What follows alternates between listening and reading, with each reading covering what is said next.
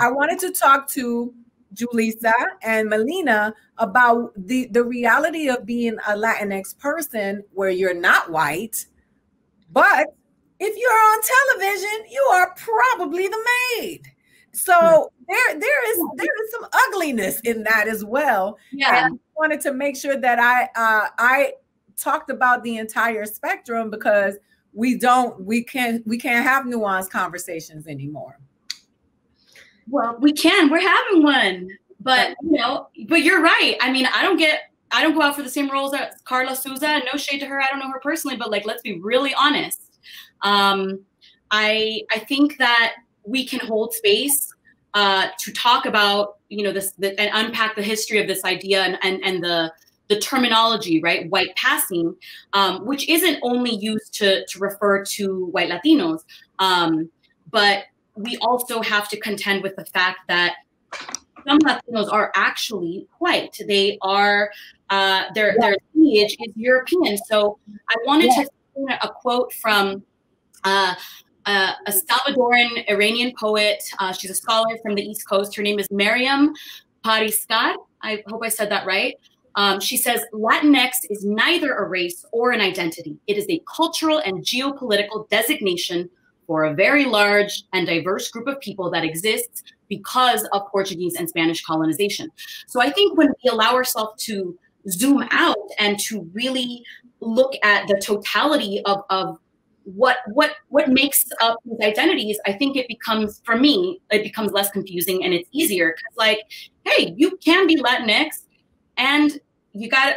Yes, there are white Latinx folks. And so I can speak for myself, because you asked, what is it like if you are not a Black woman who also identifies as Latinx, or you don't identify as Afro-Latina, but you're clearly not white passing. I can talk like a white girl, but I will never be offered one of those roles, and I'm okay with that. But I am racialized, I am perceived, especially in terms of the white gaze, which is predominantly who, those are the folks that make the decision, that give the funding, the green light, the gatekeepers in this industry. Let's be very honest. There's an overrepresentation of that in terms of casting, producing, directing, behind the scenes, in front of camera, all of it. And so I am perceived, I am read as someone who they would prefer to have an accent, who they would prefer to be monolingual Spanish speaker. I'm bilingual, I can do both. And I am often invited to audition for and considered for roles of people that are undocumented. And all of these realities are beautiful and they're fine in and of themselves. They are intrinsically beautiful as human lives.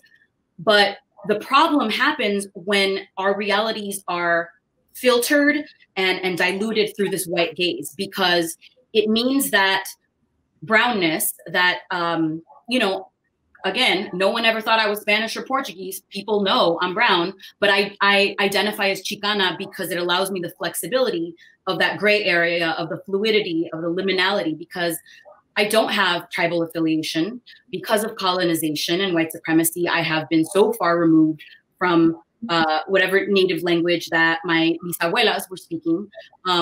But like Aida was saying, like, my face don't lie, my skin color doesn't lie.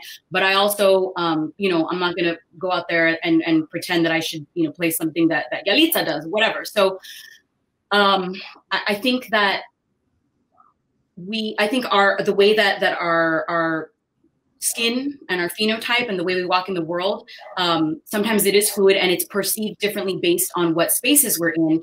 But when we look at it in terms of power dynamics, I think that we have to first lead with interrogating white supremacy and capitalism, because that's what continues to uplift that white gaze. That's what continues to allow folks to put me in a category where someone that looks like me, with my nose, with my skin, shouldn't go out for lawyer roles, or I'm going to go back to, I'm going to use Carla Souza as an example, because she's a Mexican actress, and, or Alexis Bledel. And again, no shade on them personally. They're very talented. But when I hear people celebrating, like, oh my God, like Latina representation, that's awesome. At least they got nominated. I'm like, wow, what are we talking about here? Because I don't feel seen. Right. That does not change the visual paradigm of uplifting and validating beauty of whiteness, of light skin, of skinniness, of pointy nose, of blue eyes. So it's important to unpack that and be really specific about what we're talking about.